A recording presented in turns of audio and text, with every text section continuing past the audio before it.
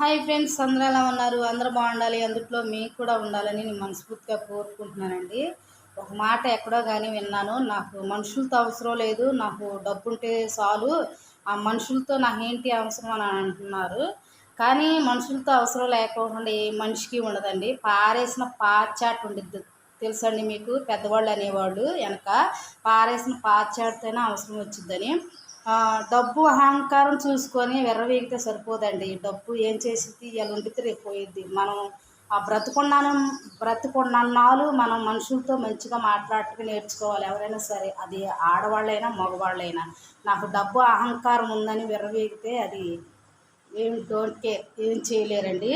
ఆ మనుషుల్ని, దేవుని నమ్ముకోవాలి, మనుషుల్ని నమ్ముకోవాలి. డబ్బు ఇవాళ ఉండిద్ది రేపు పోయిద్ది. మనుషుల అవసరం లేకోకుండా ఎవ్వరికీ ఉండదు, ఎవలాంటి వారికైనా ఉండదు. సరే ఫ్రెండ్స్, వీడియో నచ్చితే ఒక లైక్ కొట్టండి. వీలైతే